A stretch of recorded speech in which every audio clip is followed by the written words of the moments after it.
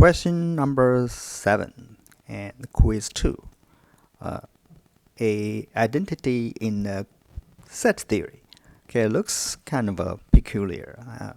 Let's start using Venn diagram. Actually, if you solve the problem using Venn diagram, that's count as correct. I accept it for this, but let's look at it. So, Venn diagram. Let's see, this is y. And then this is z. So obviously y minus z would be this area. Okay, and then try to work on the left hand side. Now then its intersection with x, so this intersection with x will be, so here that's x. Its intersection with x is actually this area, if you agree. Let me paint this, color it up. So it is this area. And then you just have to use the Venn diagram to show that left hand side, and it's also end up with this area.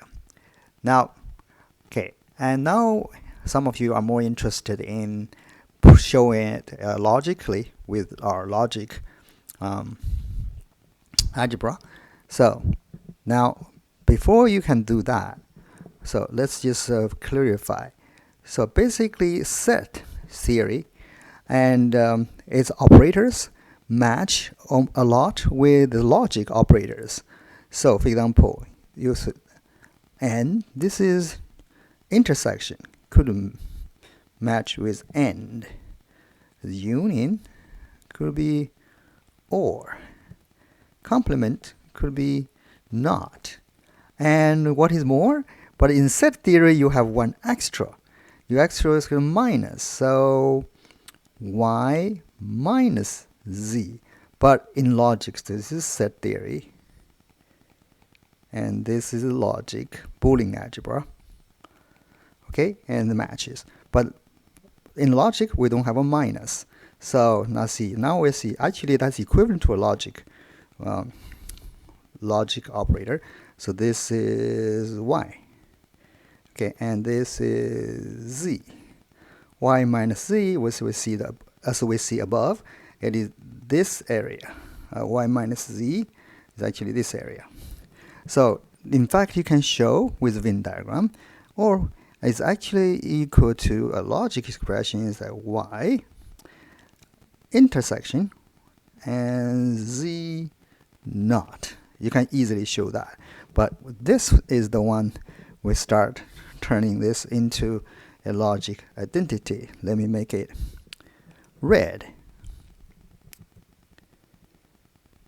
So in the logic, we don't have minus, but we have it equal to y intersect with z naught. If you think about this, okay, think about this using your Venn diagram, that's a identity, which means you turn the minus sign into a intersect, and then now you can do the prove all the set identities, set relations simply become logic identities using Boolean algebra, where if you say set, okay, set A, it's a set, looks like has nothing to do with logic variable, but now we change it. So okay, A means an element is in set A. So is, let me do this.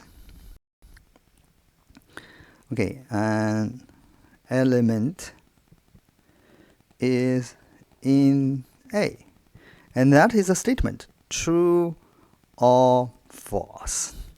So, and every logic identity and becomes any set identity become a logic identity or equation or expression to be proved. Now let's back to with this one, back to our original problem we are going to consider. So this becomes realizing this y minus z is simply, so now left hand side left hand side and equal to x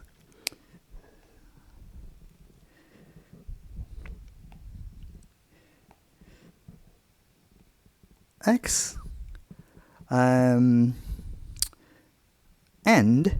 we use become logic y and not z.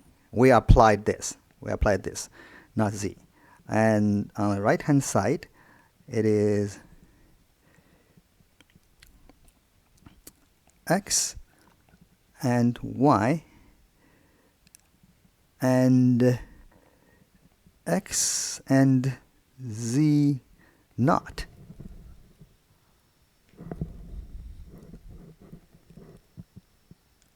Excuse me, let me write it better.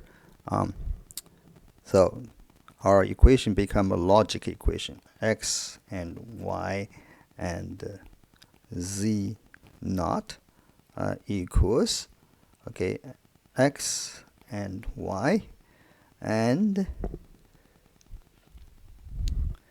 x and z naught. So from right hand, so we go from right hand side to left hand side. So now we use x and y, and now we realize our De Morgan's law. So this prime simply equal to x prime or z prime. So De Morgan law applied here. Now we use associative. So this is x again. So x and y and x naught, and then x and y and z naught, right? So this is the end. So we're realizing that this is called what do you call identity or idempotent. So this and that x naught becomes 0. So that's non 0, or means false. And then x naught, x and z. So then you write this.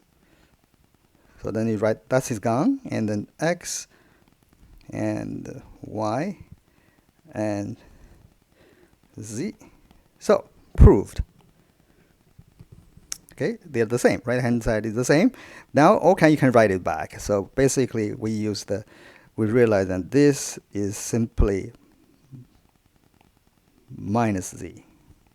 Okay, and that is again x and y and minus z. If they think of it as set theory, but in logic, you don't have a set. So, hope this helps. Okay, I will talk to you later.